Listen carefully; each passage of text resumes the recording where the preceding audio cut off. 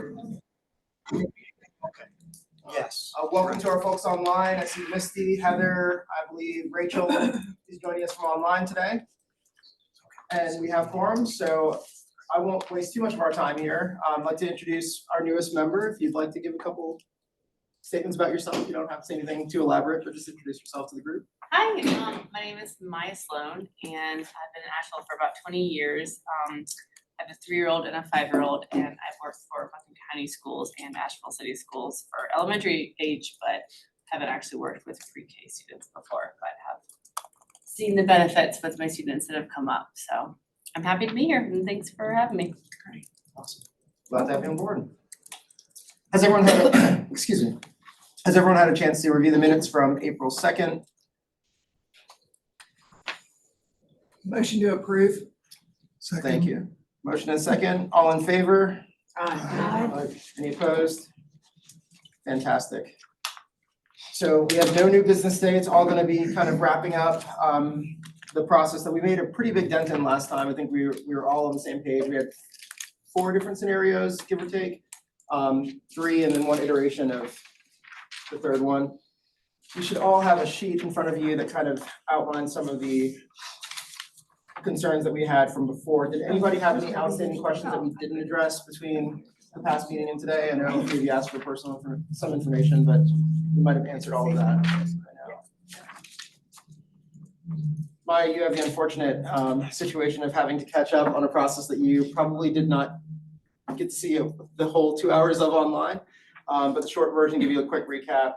We had gone through a preliminary round of funding projects that were kind of most favored in terms of just hitting all the metrics, having the highest ratings from our staff review, from our committee review process. We assess based on different scores. We'll talk about that later today. But all the scores at a certain cutoff, we just kind of said this number and higher, we're gonna fund. That is not prohibitive. We don't have to stop ourselves from funding other ones, but this was meant to give us kind of a starting place for which projects were kind of first caught our eye and which ones we wanted to make sure stayed in the consideration. Does anyone have any questions right now before we get rolling back in that process? For the folks joining us online, let us know if you can't see anything.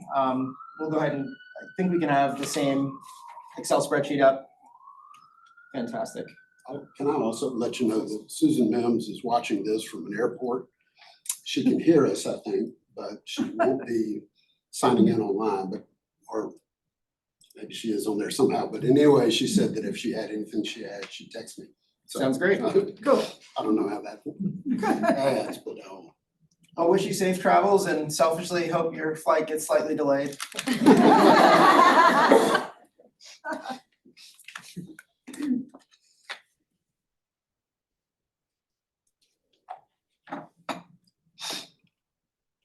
So while everyone gets their bearings and we're having a minute to look, I think it was interesting and helpful last go around for us to kind of see where we land with this combination scenario of both accounting for score and then making sure the funds are distributed across some healthy margin of programs. For those who just need a brief recap, we were balancing how much weight to give specific scores versus existence of program and how responsibly they're using them both for workforce development purposes that we kind of committed to, and then also this consistent reality that we're trying to keep as many slots open as possible. So yeah, there's no determinative factor. Open to any thoughts that we have, but kind of curious, were people comfortable with these 3 scenarios after further review? Would it be helpful if I give just like a brief overview just to? It'd be extremely helpful. All right. Just looking at the summary of the scenarios, just a reminder that during the last meeting, the committee did vote on setting aside projects that scored below 80% for the purpose of looking at which ones to fund. And then we heard from you all that you wanted us to create some additional scenarios, taking into consideration some of the things you talked about last time, such as the crisis level funding environment with the stabilization grants going away and cost rising, continued workforce shortages, balancing the funding workforce development with funding the slots, the need for sustaining support to create stability within the system and mitigate the risk of losing slots. the difficulty of funding expansion projects in this environment, and then the impact of previous grantee performance on the funding recommendation. So staff took all of those things into consideration and came up with 3 scenarios for you. Scenario A does flat funding of their FY24 award amounts for all renewal projects that scored over 80%. There is an exception to all of these scenarios with that. If an organization requested less in FY25 than they were funded in 24, then we would take the FY25 amount, so basically the less of the 2 amounts. And then allocating the remainder of funds that was left to Partnership for Children's NC Pre-K project. So scenario A would result in 18 projects being funded, and it would fund the NC Pre-K project about 30%, which is just short of 274,000. And then all other projects scoring 80% or above would receive funding, with the exception of Asheville City Schools summer program, because that would be an expansion. Scenario B takes it a little step further, flat funding for their 25 award amount for the renewal projects scoring over 80%, but then highlighting the ones that have slots or workforce as the strategies, and then allocating the remainder to NC Pre-K. And that one would fund 16 projects, and it would give the NC Pre-K project about 46% of their requests, so just shy of 423,000. That one would eliminate the Asheville City Schools summer program, Elida Homes behavioral and security needs, and Read to Succeed literacy project. And when we were looking at those, we did look to make sure that there were no slots impacted on any of the ones that were being eliminated. And then for scenario C, it's flat funding for renewal projects that scored 80 or above, with slots and workforce as the strategy, if at least 75% of the committee recommended funding. And then that also recommending allocating 75% to community action based on previous performance of them drawing down their funds. And then allocate the remainder to the NC Pre-K project. That one would result in 15 projects funded, and then the NC Pre-K project would get just over 709,000, which is 77% of the request. And that one eliminates the same ones from the other one, and then also includes On Track. And again, none of those would impact slots. And so looking at those 3 scenarios, staff feels like maybe C would be the one that most closely aligns with all of the input that you guys had during the last meeting. But you guys are welcome to start with any of those, or if you don't like any of them and want to, just work on a different one, it's however you want to proceed. Question. Angela, when you say, and I understand slots, workforce strategies, does that mean literally attempting to increase the workforce, or does that also mean funding to make up deficits in salaries? So it's if they selected workforce as their category when they applied, then we include them. So it can include maintaining current staff or expanding new workforce. Okay. Thank you, Angela. So in essence, what we're doing on all 3 of these is trading off NC Pre-K money against other programs. Is that right? Well, it's however much is left over after we applied all those rules, just applying that amount to the NC Pre-K, yes.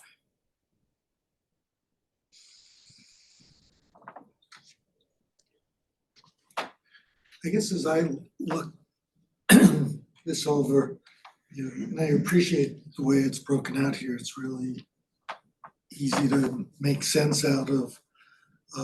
I tend to lean towards scenario C for a couple of reasons.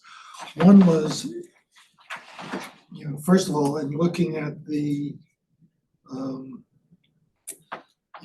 Track Secure, that only had a 58%, to fund it, while the score was over 83, which was the criteria we said, obviously people liked the concept, but not enough to fund it.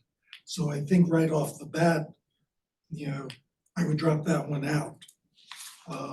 And then my other part comes back to sort of what Phil is alluding to.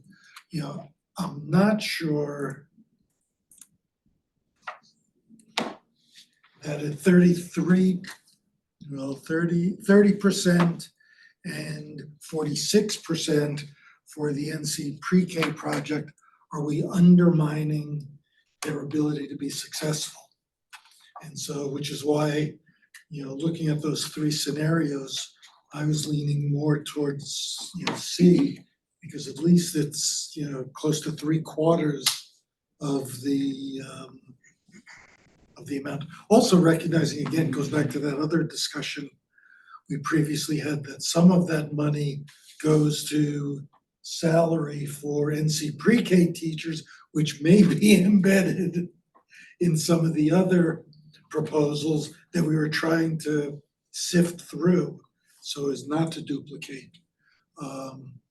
But that's sort of where my thinking is at the moment. To move things and ensure that we move, I wanna make a motion that we fund scenario C. I'll second it. So just talk in favor of it. Okay, we have a motion and a second on the floor for scenario C. Is this a consideration of scenario C or you're saying that's, I'm saying Select let's it. fund scenario C. I don't want us to walk away without having checked this box of, and if we disagree and we wanna vote down scenario C, that's fine. I just wanna make sure we make movement on this meeting today, that we actually make a decision. The other thing I wanna mention is I loved the proposals from On Track and Reach to Succeed, and I think a lot of homes behavior and security needs also was a really compelling type of program, but I think Mark makes an interesting point about how many people felt it was important to fund. And I also think it's another interesting point about how much we fund the NC pre-K project.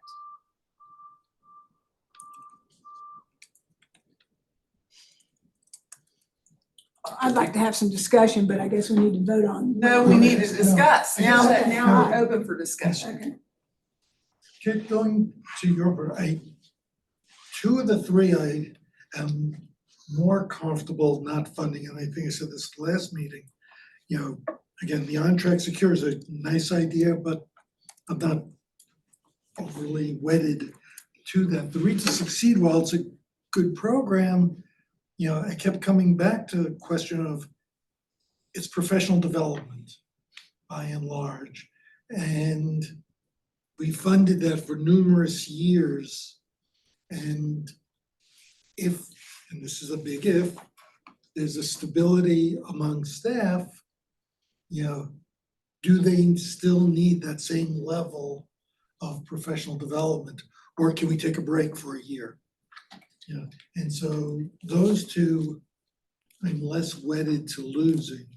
The Eliada one around the behavioral specialist, that one's a little bit more troublesome in some ways, but again,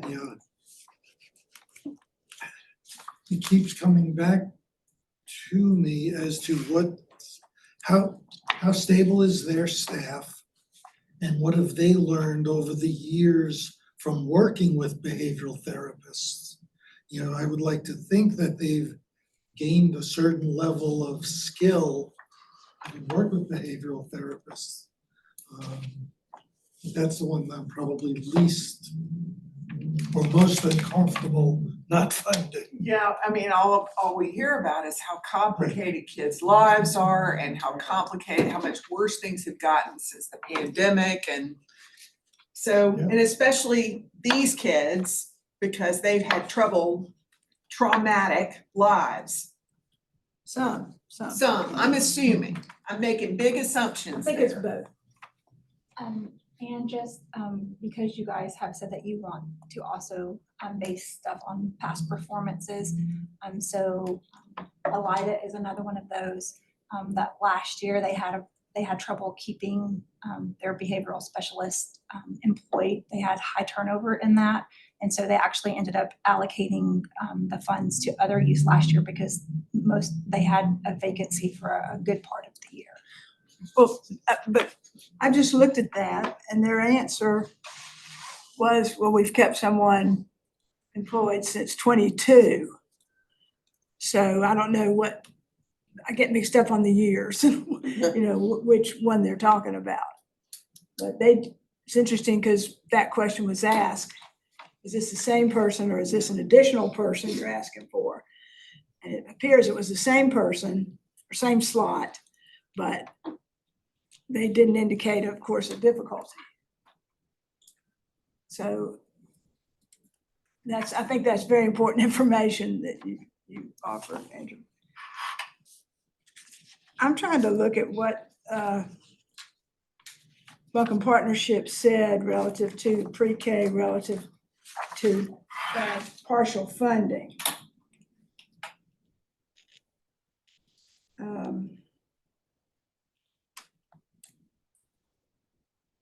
She says our top priority is continuing the supplemental reimbursements so programs can maintain the salary increases that the ARPA funding project required.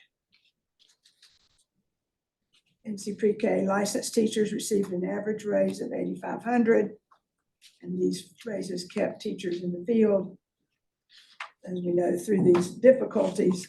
And I guess they have to pay at the same level as the public schools in terms of their salaries.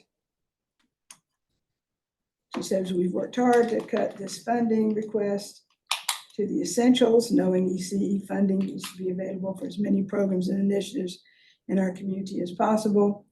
We reduced NC Pre-K reimbursements to some dually funded slots next year as a way to reduce the budget. And then she says the partnership has absorbed as many pre-K expenses as possible. She explains what those are.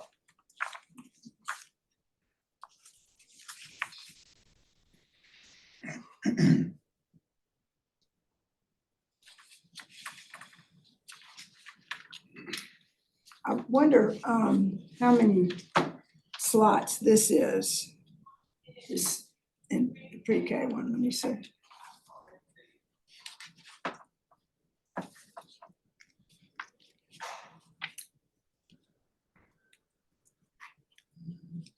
She says NC Pre-K slots maintained, 432 this year, possibly 427 next year. That's a lot of slots. I don't know how you judge if they're cut by 25%, how many slots is that, or how does that administratively get handled? Heather had mentioned something in the chat remotely. She said, I would like to remind us to consider the outside provider options for behavioral supports through early intervention programs and mental health when considering ELIDA. In-house behavioral support is amazing, but we may not be able to meet those needs with this grant.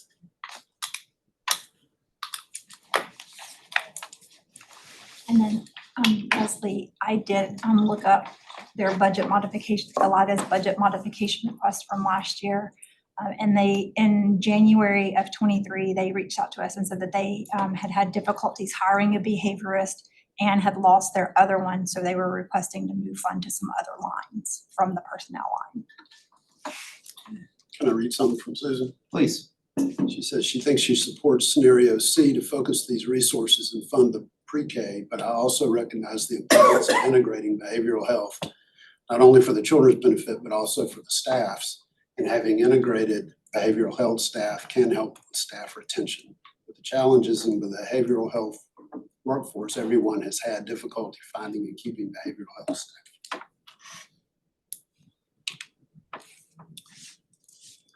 Well, I mean, from a consistency perspective too, we've got some folks who were unable to staff particular positions and moved other things that are still in the recommended projects, so. And then also just to mention that these funding scenarios do include FIRST, which does work with the early childhood centers for behavioral supports as well. Good to know. May I ask one more question in terms of these results? The sheet is probably self-evident, but in the options for, you know, if we fund this much to NC pre-K, then we would not fund these other things. And it's Asheville City Schools, a lot of Read to Succeed and On Track. And how were those the four, on what basis are those the ones that we're looking at cutting? In the order that they were in the spreadsheet. So like Asheville City Schools, because it's a new project and you guys said that you didn't have a big appetite for expansion programs. But it had a 92% score. Correct. Okay, so it is higher in the list. It is higher in the list, but that one was eliminated because it's a new project that's expanding a program to the summer care. And we heard feedback from you guys last time that, you know, with the current tight funding and all, you know, looking at maintaining rather than expanding. Okay. And then the other one, it's just because of the order that they were in when we applied the rules.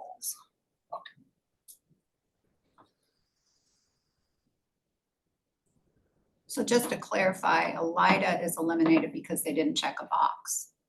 ELIDA is eliminated because they did not select workforce or slots as theirs. And yet there are other applications that checked workforce because they were supporting the workforce with a behavioralist. So, yeah. When we were going through doing the workforce and the slots, we based it solely on what the applicant selected. Right, so that was my concern in looking at ELIDA was, are we basing it solely on who filled out the application and which box did they check? Right, and so they didn't check the box, and then even when we asked the questions about slots or workforce, they didn't answer either of those questions as well. Just seems, my recollection was that some of the data we received earlier about why centers were having challenging times retaining staff was because of behavioral problems. And so to me, the behavioralist is directly a workforce component, it's just the box wasn't checked. And so when I looked at C, which is probably the closest I came to what my priorities were, my hesitation with eliminating ELIDA was the behavioralist.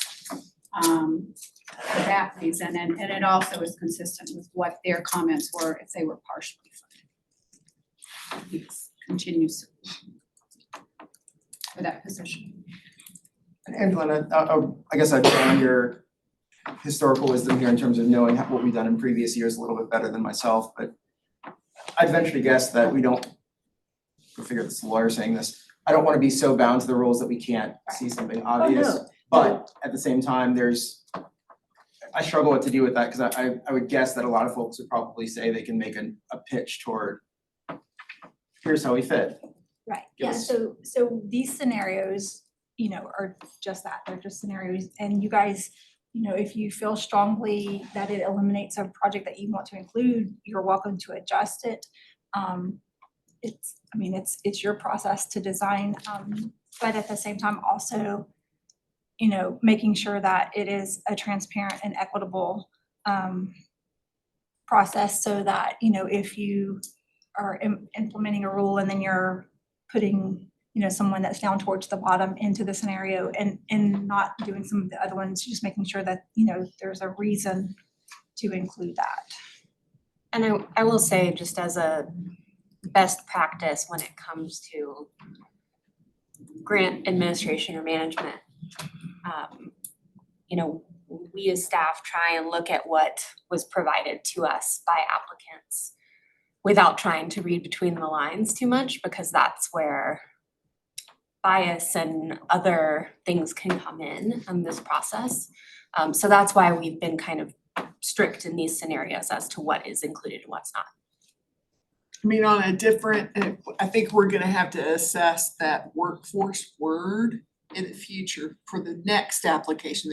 It's there for this year and it's been done, but the difference between maintaining funding is different from skill building or Behavioral support. behavioral support or anything else, right? Yeah. Those two things are different, and I'm sure we have people who have checked it on both sides. Could we see what that scenario looks like to include ELIDA into scenario C and what percentage would be funded of each project? You know, how much would it drop off the 75% if we were to include them in the funding? Are y'all open to being a little flexible about the rules there? Because technically we have a motion on the floor for scenario C as is. If we want to modify it, we just ask for your indulgence in bending the rules a little bit. I'm open. Perfect.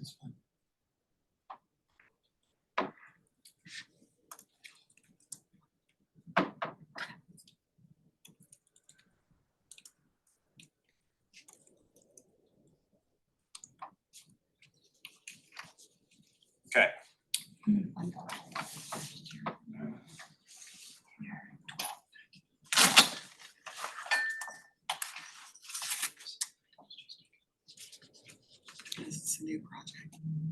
It's an expansion.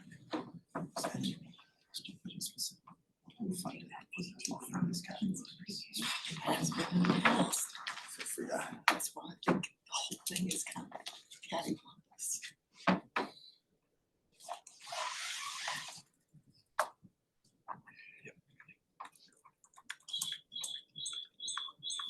Did you say that? While we're retabulating, I do want to just go back to I guess is the question I had at the beginning. Why are we taking, there's one source of money that is being deducted from, and that's NC Pre-K. And I thought NC Pre-K was I thought we wanted and encouraged the expansion of NC Pre-K countywide. That was the point. I mean, we were the ones who wanted that to happen. We approved that, and here they're the ones that we're taking the money from to add other people, and that doesn't feel right to me. It's also to supplement the gap in the cost in terms of what the state pays and what the true cost is. We were trying to backfill that. Right. So it doesn't get you slots necessarily, but keeps people in business.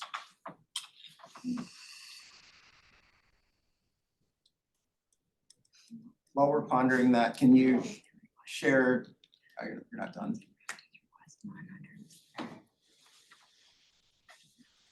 City school, not doing school.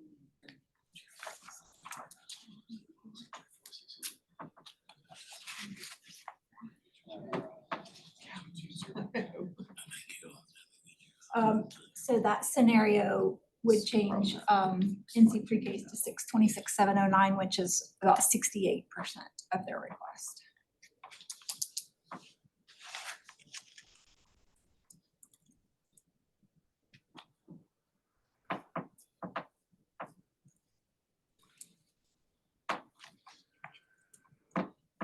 If I might, Martin, to respond to Philip, I'm looking at the results that the partnership submitted for the expansion pre-K. And it does say NC Pre-K sites, 4 new private sites / classrooms, expanding access for families. So I think it's a backfill plus obviously 4 new classrooms, which is significant. And then teacher retention, NC Pre-K enrollment, trying to enroll more kids. And then doing some work with bilingual coordinator and bilingual services and some higher ed supports for staff. Is what they, I guess to Philip's point, if we cut them back would they be able to then add those 4 classes that they're talking about or not? So then, you know, the expansion doesn't happen because we've cut them back. And if that was our driver initially, then again, maybe we need to be looking at, you know, limiting funding elsewhere to keep that going.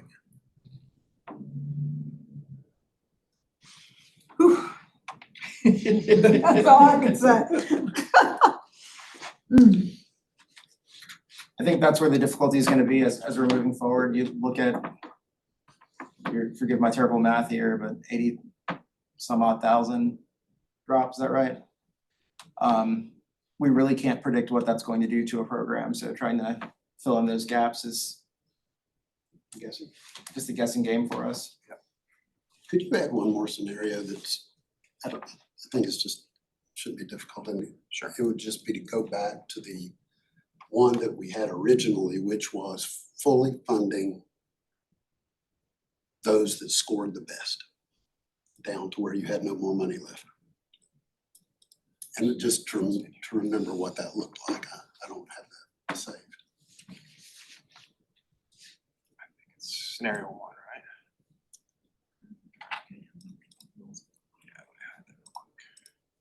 right? Are all projects scoring over 80%? Is that what you're saying, Phil? No, I mean, I just start at the top with just, That's not scenario A then. no, it's- Yeah. it was You one said of that the- was last year's rule, is that right, Philip? You're Yeah, it was looking at last last year's rules Right, yeah, versus this that's it. year's. I think Yeah. that's right. I just wanted to see it Yeah. again Right. because the one based just on our scoring. Yeah, as a- that's as a scenario group. 1. That's scenario 1, okay. And that gets you 13 projects, and you would have 142,000 left over to allocate elsewhere. And then that one would eliminate all of those lower ones, which we heard from you guys at the last meeting that you were hesitant with that because so many of those are workforce development programs and would impact slots as well.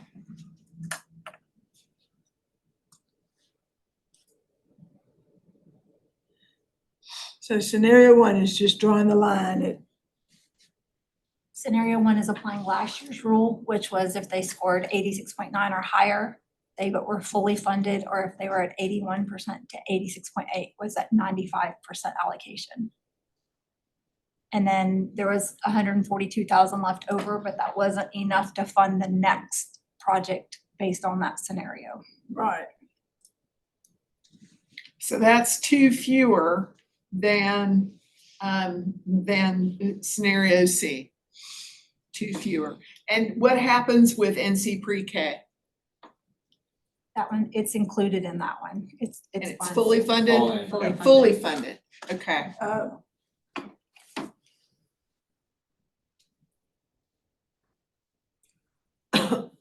So what's the 14th one?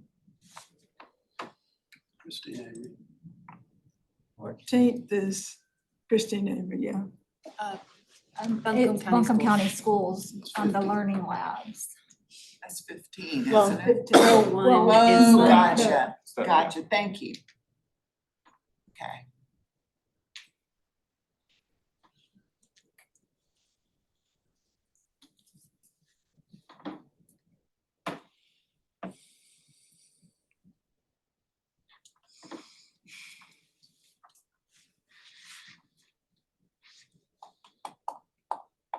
Well, how do people feel about that?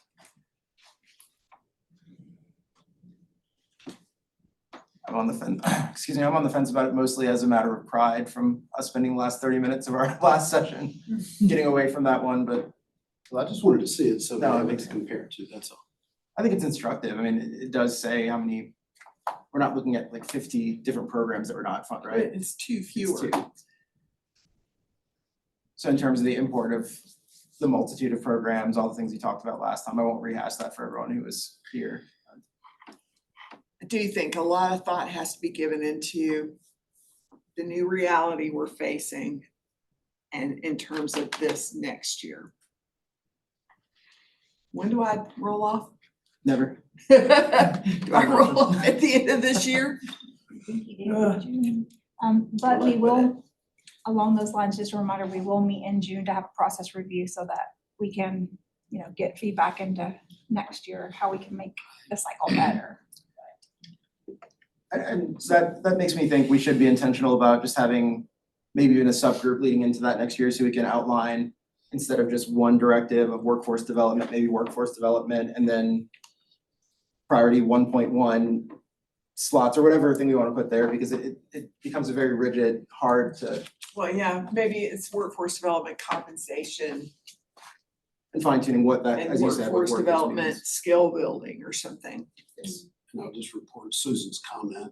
I can support scenario 1 or C, and we'll go with the middle of the group. Thank you, Susan. She's listening, but she can't. Yeah. I appreciate that input. So if you did scenario 1, I'm looking at slots and as well as workforce. So the Shenandoah Valley certainly slots would be affected, I would expect. I don't know about Irene Wortham. Welcome Schools and Learning Labs. Not sure if that would have an effect. Misty's asking a question.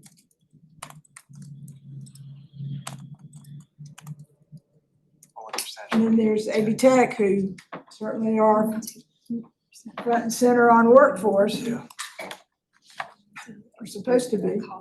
That's what I'm worried about. I just can't remember. Sorry, this is Misty. I just can't remember the percentage of recommended thank you.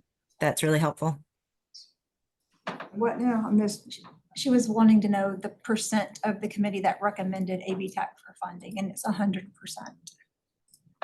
Again, I go back to the meeting 2 weeks ago, and the ones that bothered me in that scenario were the two that were most directly to workforce creation. That was the Buncombe County School Learning Lab and AB Tech.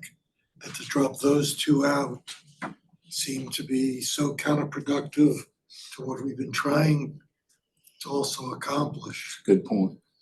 And then you have the Collins Center, which would be an impact on slots because they are slots.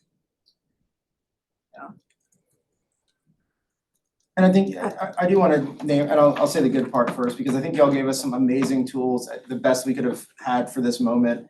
But as I understood, still being somewhat new to the scoring process, partial funding weighed heavily on me, right? So there was a world where I read through some of these and I'm like, all right, don't really need 100% of the funding that you're asking for. I think it's important that you remain in existence, but I'm trying to figure out what that perfect balance is. I don't know if that's scenario 1, just based on score, if it's on like some idea that I don't want to shoot ourselves in the foot from what our goal was last year, knowing that year to year, we'll just be doubling down on our investment if we leave someone without any funding whatsoever. And right now I see us having the same conversation next year if we go one of these routes.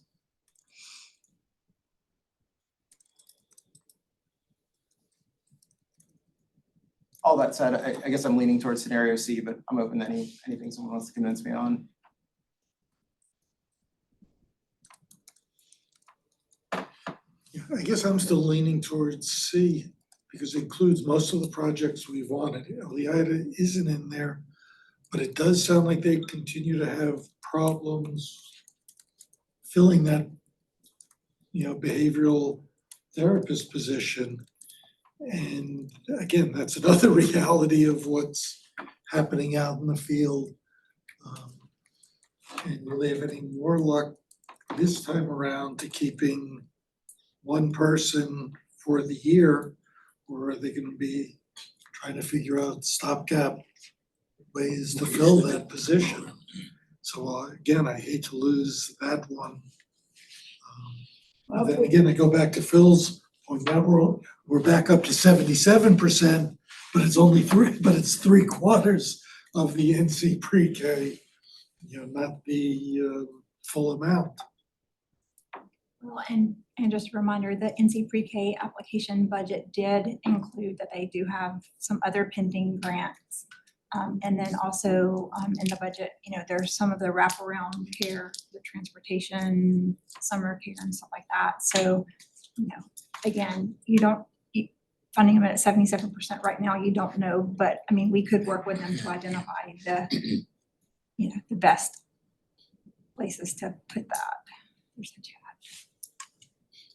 Heather says she's leaning towards C.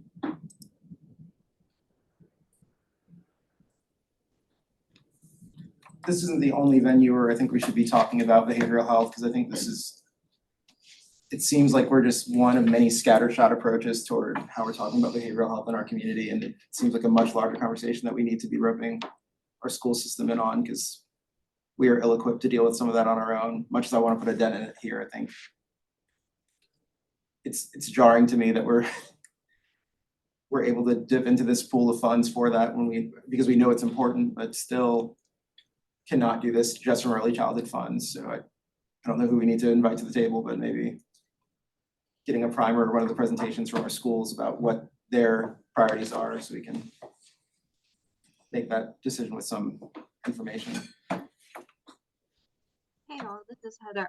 I did want to just add to that. I'm obviously a champion of young child behavioral health, and so in no way meant to dismiss that or ELIDA's program, only to say that we have, as a community, a need to come together to support that. And I'm not sure that we can, solve that issue, well, not solve, but divvy up grant money, based on a behavioral support in-house alone. So that's all. I agree. It's a big community discussion that needs to occur. Thank you, Heather. Should we call the question? Let's do it. All in favor? Funding scenario C, motion on the floor. And I don't know if proxies count.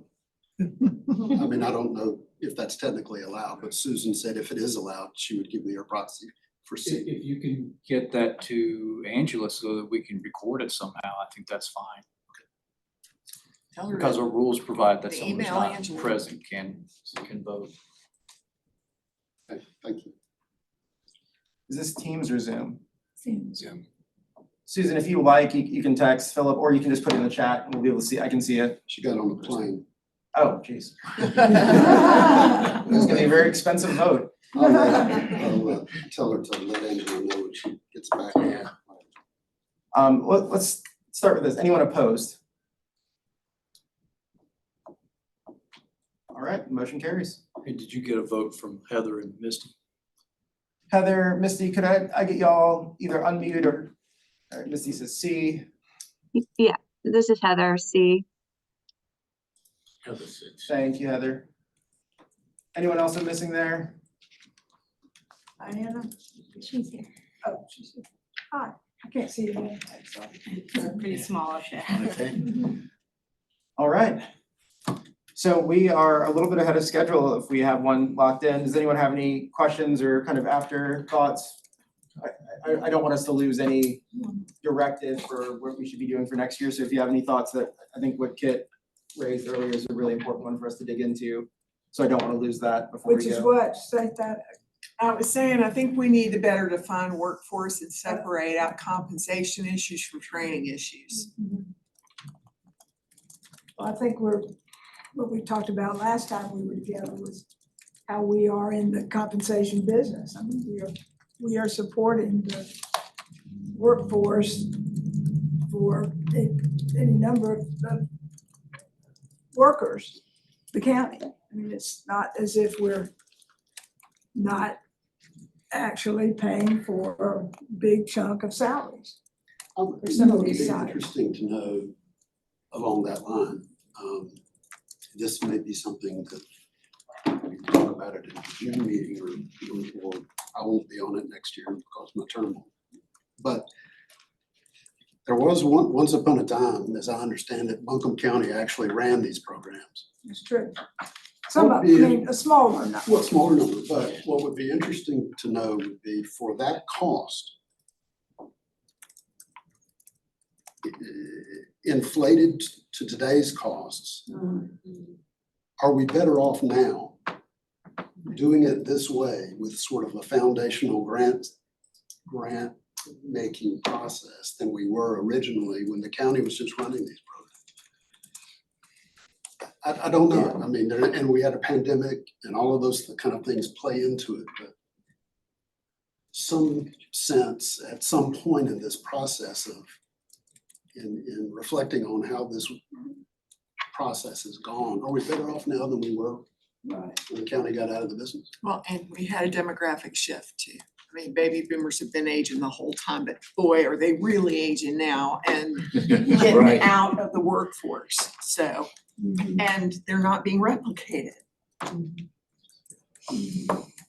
I think that along with what I found really difficult to predict is other funding sources and how much more or less is available from folks like Dogwood when you have 15 different organizations all kind of championing that as opposed to 3 really good commissioners like lobbying hard for the government side. People sometimes want to work with diverse nonprofits who are more malleable, less structured. But I don't know that that's, I mean, we might have no choice. Our hands might be tied based on state Yeah, right. considerations. Sure, so. sure.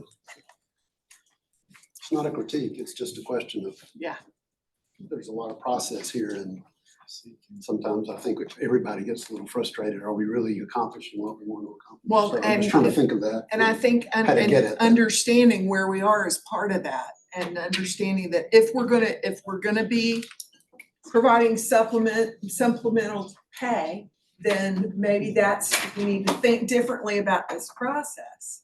I mean, I love the creative elements that some of these incorporated, and we're not able to, means we gotta decide what we're gonna be. And I think we're much better off. I was speaking to a group just last week and talking about another subject. It came up about what we are doing here. And gentleman asked me, he said, well, I thought it was started to create new slots.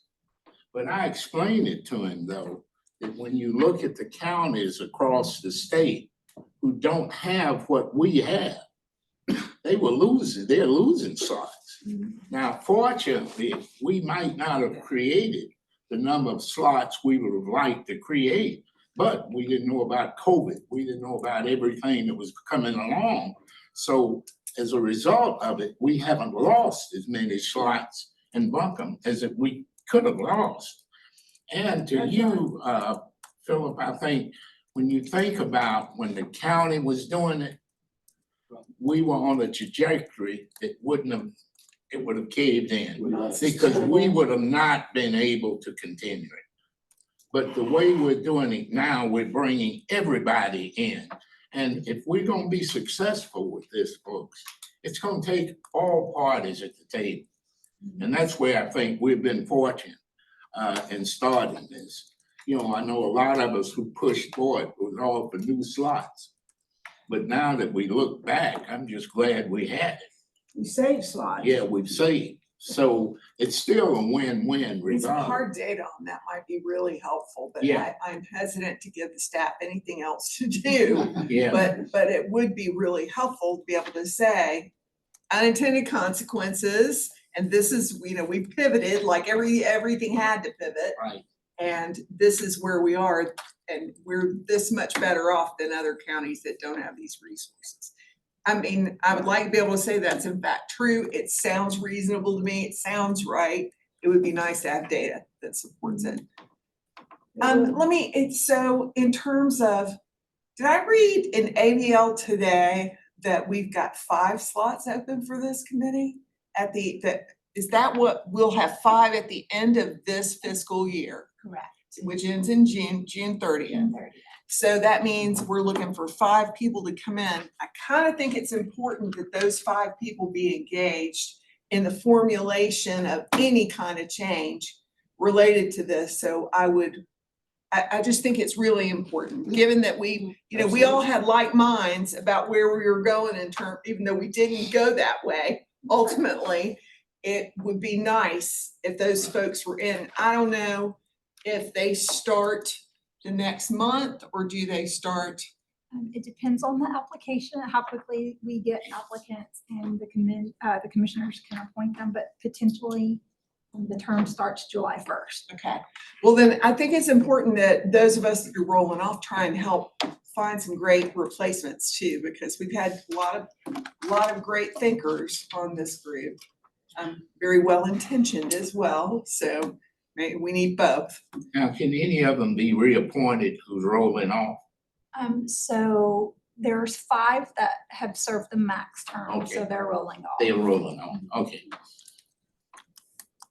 I also think moving forward, we may want to form a subcommittee to continue conversation with the partnership, the Buncombe Partnership for Children, since they're our largest recipient, to think about and collaborate with them about how, given that their funding has been reduced, which, discuss with them what their priorities are, and what their budget might be moving forward. I think that's a great idea. Sure We need is. to know what the impact is. So I'll volunteer for that, and if anyone wants to join me with that, that'd be great. I'm in. It's interesting because with some of what the partnership is bringing in, it was a request by this committee, the partnership, to investigate and do a report and tell us what our situation is on more than just the pre-K.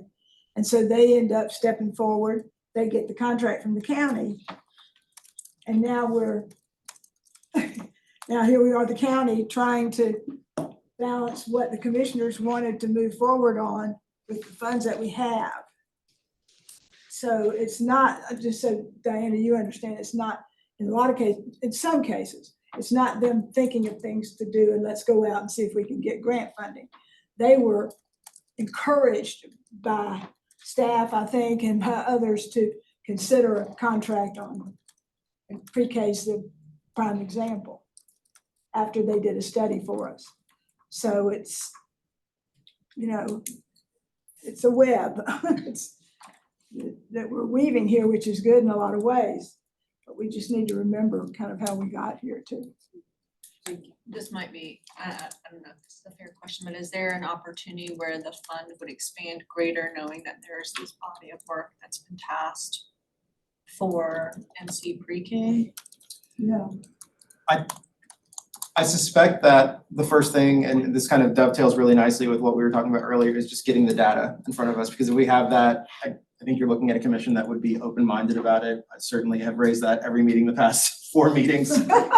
Whiteside's has been a part of that with me and just rallying for that, but I think it's most moving when we have the numbers to track exactly how much of an impact we're having, and then we can kind of backtrack and set the stage for why this is so important and why even the numbers won't fully reflect when we're in stop the bleeding mode, why we still have to power forward because we could be such and such county without calling anybody out. Those are real considerations for us, and I really don't want to wait for us to get to that point before we're advocating for what we all feel inflation was. Yeah, because I mean, in this process where, there's an exponential growth in the request within the applications, but for a specific program that targets NC pre-K, but then the pot did not grow at the same rate. Right. And so then the other grant applicants then had a reduction in the amount of what was awarded to them as a result. And so then it creates this natural tension within, the awarding process because of that. And Right. I think that's where a lot of the discussion resulted around, was we're having to take away from one versus the other in these scenarios when we, in the past, have funded them, some of them fully. Mhm. Oh, and we would have hoped that we'd be getting better governmental support on both the federal and the state level. That hasn't happened, at least past COVID. We haven't seen any support to help us get over this cliff we all know about. And that's another reason why we're here. And we'll have to keep up the advocacy. We I have to. just want to point out that Medicaid expansion finally did occur. Yes. And 10 that was years. after years 10 years. of effort, so we have to keep hope alive. We do, yeah. Good morning. And I think I will say to staff, they've been very great about their framing of the issue in a way that can be accessible to everyone across the political spectrum. From our lobbyist side, that has remained on our agenda for another year to come, of just advocating on both sides of the aisle, sharing with people, early childhood education is a key issue for our community. It doesn't really matter which party you belong to. Everybody's kids are to these programs. Workforce issue, Amen. Right. Workforce issue. economic development foundational workforce. Do you know if your lobbyist, the county's lobbyist, I mean, I know that's one of multiple things that he or she does, but do you know if that person is working with other organizations that are also lobbying on early child care specifically? Yes, I won't delve too much into their playbook, but we have a partner and associate both who are not just taking a traditional approach. They're reaching out to like-minded organizations that might have similar interests. They Yeah, sharp. that's good. They do. That's good. I want to mention also, the chamber is doing its legislative trip to Right. Raleigh on the 7th and 8th of May.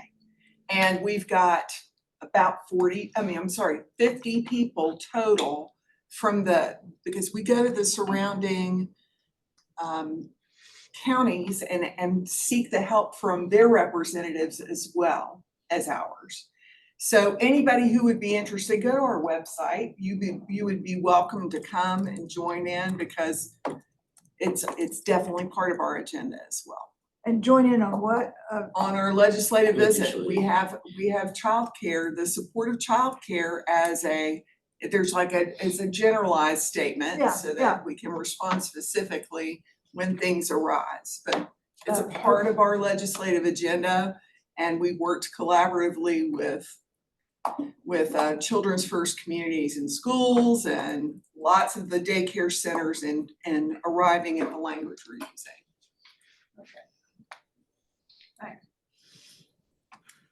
Well, as we wrap up, we'll definitely, I do want to make sure that we don't abandon Diana's idea of a subcommittee here. We have at least two Oh, so I think far. the subcommittee's good. I think it's a good idea. Anyone else want to volunteer?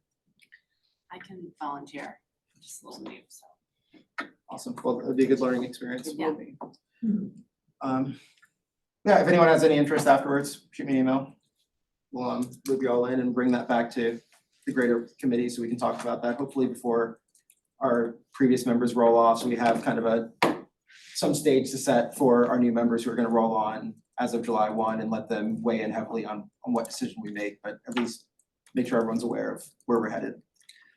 What's our time frame for communicating with the recipients and applicants about?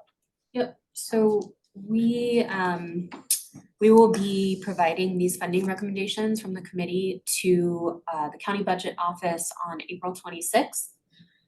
It will then go to commissioners for final approval in June. We do go ahead and reach out to the folks who have been recommended for funding, letting them know that the committee has recommended them. It will be finalized at the end of June. We usually do that. We do that. So once we submit it to the budget office, then it's included in part of the county manager's budget message that's published online, and it's in middle of May. And so once that's published online for public, then we reach out to all applicants and just let them know that either they have been recommended or they haven't been. But we also do let them know that, yeah, like Sarah said, that it's, contingent upon the commissioners passing it at their second meeting in June. Okay, so any communications would be appropriate to begin mid-May?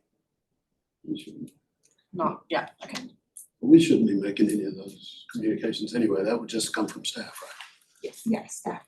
Right, what I'm referring to is if there's a subcommittee, it wouldn't make sense for anyone from a subcommittee to speak with the partnership before Bunco Partnership for Children until that point. Well, yeah, and they're not gonna get any of the funding until the new budget year anyway, which is July 1. July 1, yeah. Probably safe to say. Okay, yeah, okay.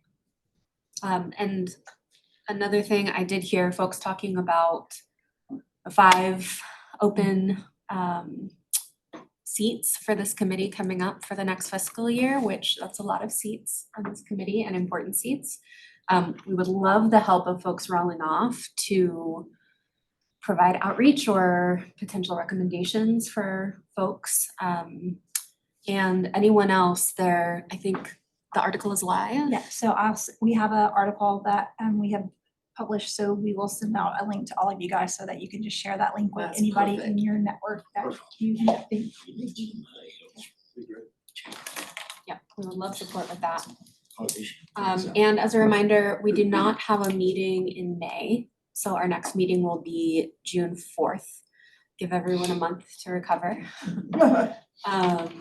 And we won't be using that additional meeting this month either, correct? So we'll see everyone in June, and I believe we have public comment. That's correct.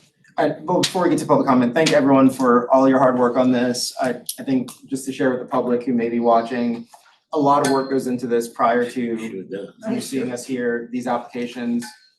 The questions that we get and the discussions that we're having are very robust and a lot of work goes into it. So what you're seeing here is kind of like the wrap up, clear up exactly what we're gonna do. But thank you all for committing that time because it's no small thing to read through 29 applications. Public comment. Everyone has 3 minutes. Most of you, I think all the names here are familiar, so please feel free to come on up. Peppy, you signed up first.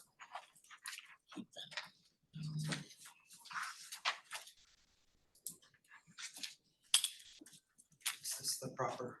Yes, sir. Can you hear me? Or am I supposed to be mic'd or? You don't need a mic. Okay.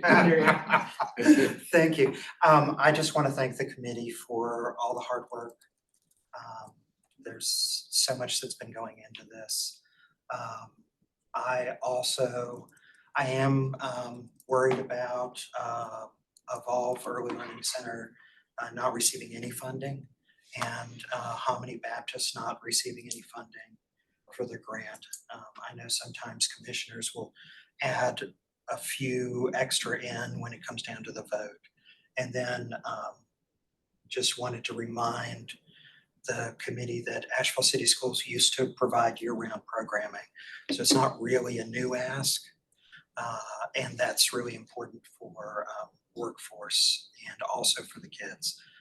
So hopefully that will be, if not this year, in future years, something that will be considered. And thank you again for your work. Thank you. All right, Caitlin Johnson. Hi, I'm Caitlin Johnson. I work for Buncombe County Schools. I'm the Early Childhood Workforce Coordinator. It's a funded position through Dogwood for the next few years. And in the spirit, Ms. Kramer, of keeping the hope alive, I just wanted to thank y'all for all your hard work that you do because it's incredibly impactful, and I see it impact students, young to old, every day, and families and the work. Yesterday, there was a conference called Building Bright Futures that came to Asheville. And Building Bright Futures is an initiative out of Governor Cooper's office to promote early childhood apprenticeships. And we're seeing a lot of great success with it. And so yesterday, Ariel Ford was one of the keynote speakers to open up. Dr. Williams from the Dogwood Health Trust was there to close it down. And then in between, there was folks from across the state, childcare center owners, folks like myself from the school system, AB Tech. And so it was really exciting. And, talking about all partners at the table, we have the state of North Carolina now has a childcare business liaison. I don't know if y'all know, so I apologize if you know this already, but that person was hired and her name is Samantha Cole, and I got to meet her yesterday. She lives here in Asheville. She's very well trained. Okay, so y'all know, okay, so I just wanted to make sure. She was wonderful, and we're so excited. We're gonna be meeting with her next week to share about what we're doing within the schools and how we're trying to promote. And so I just really wanted to push her name out here because I think with what's happening in Buncombe County, and because we are such a unique county with all that y'all do and the rest of the state, I think it's important for her to be a part of those conversations, to be sharing around the state. I also just wanted to mention that our numbers of early childhood students enrolled with Buncombe County Schools are up. At one of our high schools, we are looking at offering, typically we offer 2 sections of early childhood a year. At one of the high schools, we're gonna be offering, it looks like 3 at one school, and enlisting another teacher to help support those classes with our high school students at all sites. So that was really exciting. We have 7 pre-apprentices currently enrolled with Building Bright Futures. One of them I just met with today, and she, to quote, said, "Thank you so much for letting me have this opportunity to be a pre-apprentice and work within our schools. It's so exciting to be able to be so young and start my career." And that's from Miss Lainey Branks, who is at North Buncombe High, and she's a junior. And also wanted to mention Evolve Early Learning as an incredible site and center. I just took 2 seniors there on Friday who will be interviewing. Corey Hill Price, who's the director, is becoming an apprenticeship site so that those students can then access free community college, which is really exciting. And then same with Asheville City Schools, they're hoping to fund the gap of summer programming to help, keep that, to bridge that gap. But I appreciate y'all and thank you for your time. Thank you. Thank you, Caitlin. And Brian. Thank you. Again, as everyone echoed, I really appreciate all the work that y'all do. And as I say every time I get up here, I'm glad y'all have to make this decision and I don't, because it's a really hard decision that y'all have to make for sure. It's hard to put the budgets together and put the applications together, but you all have to read them, decide them, and then make those hard choices for the money. A 25% cut is significant for our programs. We'll work with staff to adjust our programs and our budgets to try and make it work as best we can. But I really wanted to talk about the Buncombe Pre-K program a little bit, because the Buncombe Partnership has made it really clear that they see our slots as duly enrolled, and that they've indicated that they'll either significantly cut the money we receive or eliminate it altogether. That's $340,000 out of our budget. So then I will have to decide, do we cut those teacher salaries or do we cut 2 classrooms, which would be serving 36 children? And so I think that's really clear. I want to make that really clear that as funding sources get funded and as they make decisions downstream from the committee, it has the significant potential to significantly impact slots. I don't know, NC Pre-K in Buncombe County, as part of accepting the money from Pre-K, required us to increase our teacher salaries. We did that in good faith. So to go back to those teachers and have to reduce their salaries by a minimum of, on average, $8,500, that would solve the workforce problem because we lose all our teachers. And so I don't see that happening, which means we end up having to close 2 classrooms. And I can tell you, sitting in the seat of having to decide which 2 classrooms to close, Barnardsville, Black Mountain, Hillcrest, Piscataway, Burton, those are really, really hard decisions. And I throw out those names just because there's examples of classrooms that we serve that, as we're looking at classrooms that we might have to close, it's a really hard decision.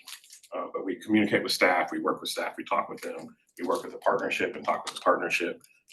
But at this point, I just want to let you all know that that's those things have been discussed and are being discussed. But again, thank you for all you do. The committee does amazing work. The money from the commissioners and from the county and from the committee makes a difference in the lives of the children and families. Remind us who you're with. Community Action Opportunities Head Start. Thank you. Yeah, Okay. sorry. So the 3 grants are our Burton Tyler grant. Yeah. And now that this has been decided, maybe I'll come and visit. I certainly invite you to come and look. The kids are just awesome. They're doing great.